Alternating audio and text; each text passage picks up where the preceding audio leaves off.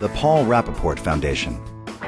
You turned Paul Rappaport's dreams into reality by reducing homophobia and discrimination against the LGBT community. You support a broad range of HIV/AIDS-related activities, including St. Vincent's Immigrant Initiative. This compassionate champion works to keep Mr. Rappaport's concerns and dreams alive by supporting endeavors that promote, in a positive way, the health and well-being of the LGBT community. AIDS Service Center, New York, founded in 1990. Each individual or family that walks through your doors finds a community filled with help and hope. You offer a comprehensive range of programs and services to meet the needs of the most vulnerable New Yorkers living with and at risk for HIV/AIDS.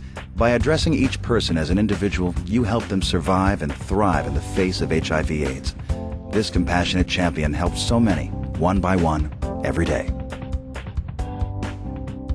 Humberto Cruz, Director, AIDS Institute of the New York State Department of Health.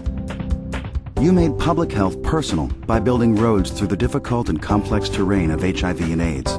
You lead, protect, and advocate for the health care of those living with HIV/AIDS and their families.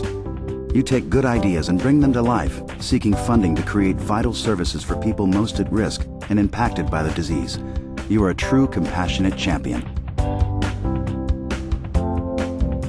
Acria. When physicians, researchers, activists came together to study treatments for AIDS and HIV, the result was more than a dozen FDA-approved HIV medications. Today, as the epidemic changes, you continue to meet the challenges of AIDS and HIV by serving new populations with ongoing community-based clinical trials for promising new drugs. Acria arms people with medication, information, and the skills they need to participate in their own health care, while aiming to improve the length and quality of their lives. We have supported over 4,000 people worldwide. It's the largest AIDS recycling organization in the world. This year alone, we already surpassed $7 million worth of HIV treatment that has come to my office and I have sent abroad. That is not even 5% of the medicine that has been thrown away in the United States alone. St. Vincent Hospital is so good in what they do, treating people with HIV, because they see the patient as a holistic person. A4AIDS International, we are the only one that follow up every person, follow up every medicine, training the doctors that we were giving the medicine to. So it became a comprehensive international AIDS program.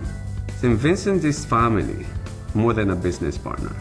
St. Vincent knew and believed in me and knew that I can take this small project into something larger. I would have never done what I have done so far without St. Vincent's support.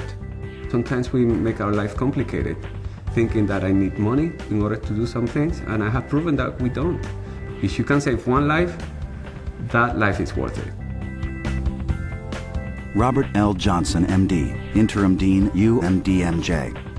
Dr. Robert Johnson is a leading physician for young victims of HIV and AIDS, children and teenagers.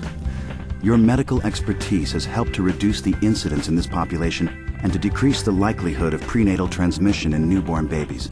You are a compassionate champion that has inspired other healthcare providers to follow your example. Black AIDS Institute, Phil Wilson.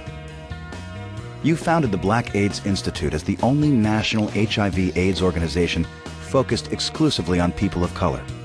You brought awareness to the growing incidence of HIV/AIDS in this population and have worked tirelessly to stop the AIDS pandemic, interpret public policies, and promote advocacy and education in the Black community. Senator Hillary Clinton. We're grateful for your advocacy and vision and for the appropriate distribution of Ryan White funding to all of those who need it. Since arriving on the national scene, you have championed legislation enabling us to serve our HIV/AIDS patients. State Senator Thomas K. Duane. As a state leader, you have fought tirelessly for New Yorkers and against HIV/AIDS and the stigma and misunderstandings that surround it. In 1998, you became the Senate's first openly gay and first openly HIV-positive member. Your remarkable work has changed the lives of millions as you helped bring the passage of important legislation.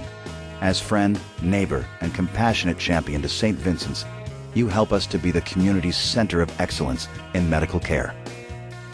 It's an incredibly supportive and comfortable feeling to know there's people out there that you can call upon and you're not in this by yourself. It's wonderful to share the responsibilities and know that when you call on them, they're going to be there for you. Every single one of them is a champion to me, a hero to me. We wouldn't be here without them. I think in today's world they would probably say a team. I think in our HIV world we call it a family.